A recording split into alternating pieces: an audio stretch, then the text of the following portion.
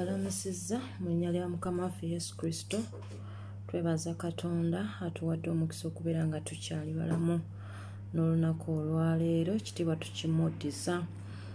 Tuli mu biro bitateekeddwa kusirikiramu abalokole, tuli mu biro eby'okuzuukuka, tuli mu biro eby'okukoleramu omulimu gwa Katonda. Sitaani ng'akola naffe kitwetaagisa okuba nga tukola, kubanga ne sitaani agolokosa naffe ke kaseera tugolokoke mu linnya erya Yesu Kristo omwana wa Katonda omulamu. Katonda omulungi, tukwebaza kitiibwa ky'amawanga, ogulumizibwe ayi empologoma ya Yuda. Tukwebaza n'amakya ga leero kubanga otuwadde omukisa okubeera abalamu. Ffe baani boolonze okubeeramu abo abafunye omukka ogw'olwaleero. Kyetuva tukusinza nga tukugulumiza nti osaanidde ayi kabaka wa bakabaka. N'amakya ga leero Mukama jangu okke mu masekkati gaffe. Tukusaba omwoyo w'omutukuvu atulungamye, kubanga wayogera nti mu nnaku ez'oluvannyuma oliyuwa omwoyo gwo ku balina omubiri bonna. Twetaaga omwoyo gwo Mukama mu biro bino ebisembayo, mu biro bino eby'oluvannyuma. Tusaba omwoyo wo Mukama atuwalule Mukama Katonda omwesigwa, atutuusa awo w'oli Mukama, atutuusa awo abawakanirwa Mukama. Tukusaba Katonda omwesigwa otuyambe, tujje amaaso gaffe ku birabika tugateekeko ebyo ebitalabika. Katonda omulungi, tukusaba Mukama omukisa ogw'amagezi okumanya n'okutegeera.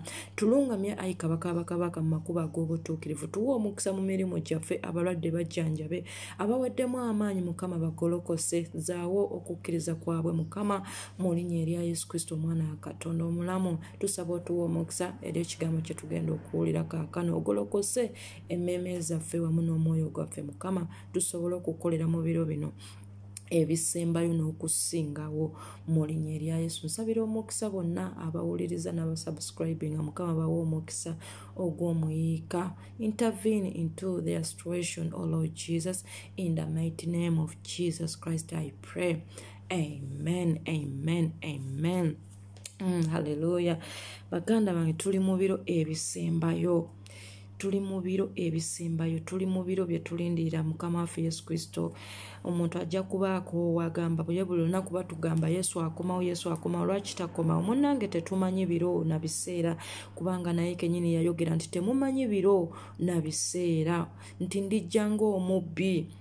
Okitegeera muganda wange? So tulina okuba nga tutunula. Bayibuli etugamba nti tuleme okwebaka ng'abaana ab'ensi bwe beebaka. Tulina okuba nga tuzuukuka, tulina okuba nga tutunulira mu kigambo kya Katonda, nga twebakira mu kigambo kya Katonda, tuzuukuka mu kigambo kya Katonda, tulowooleza mu kigambo kya Katonda. Bayibuli etugambye nti tulowoozenga Kristo, tulowoozenga Kristo. So tugenda kusomako mu bitabo kya Bikola by'Abatume 18. Mukama yagamba ki Pawulo mu lunyiriro lw'omwenda?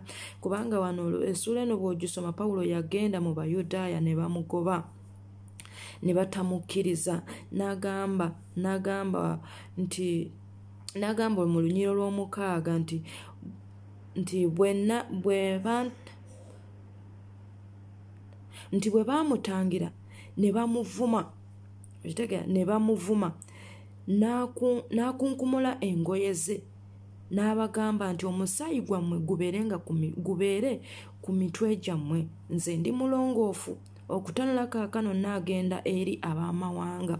Pawulo bwe yagenda eri Abayudaaya ababuulira ekigambo kya Katonda, nga gwe bw'onoosituka n'ogenda eri baganda bo, n'ogenda mu famire, n'ogenda mu bantu, ne obabuulira ekigambo kya Katonda, obabuulire ku Kristo, ne bakuvuma, ne bakusindiikiriza eri. Kati Pawulo kye baamukola, bino ebiro bye tulimu batuvuma, ne gw'oyagaliza ekirungi awulire nga bw'owulira, asobole okufuna ku mirembe Kristo gye yakuwa gwe, akuvuma n'akusindika eri. Naye Pawulo baamuvuma n'akunkumula engoye ze, n'agamba omusaayi gwammwe gubeere ku mitwe gyammwe, nze ndi mulongoofu.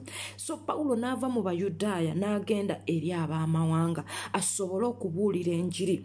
Bayibuli egambye olunya olw'omusanvu nti n'avaayo n'ayingira mu nnyumba y'omuntu erinnya lye Tito Yusto, atya Katonda, ennyumba ye erinanye ekkuŋŋaaniro.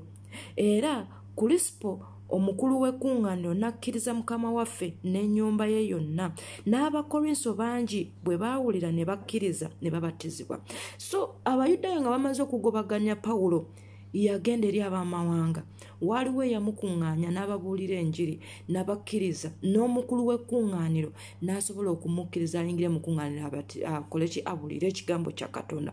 Nzikiriza nti woogaaniddwa toggwamu maanyi, waliwo agenda okukkiriza, waliwo agenda okukkiriza ekigambo kya Katonda. Sigala ng'obuulira ekigambo kya Katonda. Togamba nti bano mbabuulidde baganya okuloka kambifeemu. Nedda, bagenda kugamba ebintu ebikumenya omutima, bagenda kugamba ebintu ebikumalamu amaanyi, naye tosirika. Sigala ng'otambuza omulimu gwa Katonda. Kola mulimu gwo, kubanga Pawulo teyasirika. Abayudaaya baamugoba, ye teyakomaawo. Yagamba kangende mu baamawanga, era bwe yatuuka mu baamawanga baamukkiriza.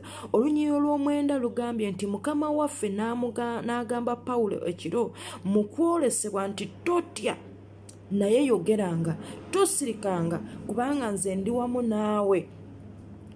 So tewali muntu anaakulumbanga kukola bubi, kubanga nina abantu bangi mu kibuga muno. Pawulo Abayudaaya baamugobaganya yayingira mu baamawanga, naye Mukama waffe alina kye yalaba munda mu Pawulo. Oba oliawo yalabamu okutya, nga gwe bw'otidde okubuulira enjiri, nga gwe bw'otidde okubuulira abantu enjiri nti bajja kunvuma, bajja kunkuba. Abantu abasinga bafunye challenges mu kubuulira enjiri, babayiridde amazzi, babayiridde omusu, babavumye, babogeredde ebigambo bingi, naye Kristo atugamba temutya. Bino bye biro bitateekeddwa kutiiramu, bino bye biro bitateekeddwa kusirikiramu. Tulina okuba nga tugolokoka tubuulire ekigambo kya Katonda. Mukama yazzaamu Pawulo amaanyi n'amugamba totya, ndi wamu naawe. So naawe abuulira enjiri. Omuntu bw'aba aganye okuwulira ekigambo kyo totya, toggwamu maanyi. Sigala ng'obuulira. Mukama agenda kuconnectinga kwabo abalina enjala y'ekigambo kye. Waliwo abantu abayaayana okuwulira okutegeera Kristo yaani. Kati abo abantu Mukama bagenda okugattako. Be bantu Mukama bagenda okusinkanya okubanga obuulira enjiri, toggwamu maanyi. Pawulo Mukama yamugamba nti nina abantu bangi mu kibuga. So mu bantu abo Mukama baalina mwagenda okusisinkanya. Toggwamu maanyi. Tuli mu biro Sitaani wali okukubira abantu. Tuli mu biro Sitaani wali okukyusiza abantu endowooza zaabwe. Naye gwe sigala ng'oli ku mulimu guno gwemu. Bino byebiro bye tulina okuba nga tugolokokeramu okutambuza enjiri ya Katonda. Gwe wenna gy'oli ng'olina obusobozi obusobola okwogera ku Kristo. Ne bw'okola vidiyo n'ogiteeka ku Facebook, ne bw'okola vidiyo n'ogiteeka ku YouTube, oba oli kubuulira. Ne bw'oba tolina ky'omanyi, just gwe yogera ku ekyo Katonda kyakukoledde, yogera Kristo kyakukoledde. Ojja kuba obuulira. Tuli mu biro Kristo byagambiramu nti tetusirika. Tuli mu biro Kristo byagambiramu nti twogere. Kubanga ali wamu naffe. Bino byebiro kubanga omulaba atuyigganya enjuyi zonna, atutaayiza enjuyi zonna, okubanga ekigambo kya Katonda tekituuka mu bantu. Pawulo bw'Abayudaaya bwe baamugoba teyakomaawo, teyaddayo waka, yasigala atambula paka we yagwa mu baamawanga, ne bamukkiriza ne babatizibwa. Pawulo singa Abayudaaya baamugoba n'atagenda mu maaso okubuulira kigambo kya Katonda, eno ennyumba ya Tito oba lino ekkuŋŋaaniro ly'omukulu Kulispo teryandikkiriza Kristo, tebandibatiziddwa. So ojja kubuulira enjiri, abantu bajja kugobaganya. Oli ajja kukuvuma, ajja kugamba ebigambo bingi ebikumenya omutima, ebyagala okumalamu amaanyi nti kyokkiriza si kituufu. Naye Kristo akugamba tosirika, akugamba totya.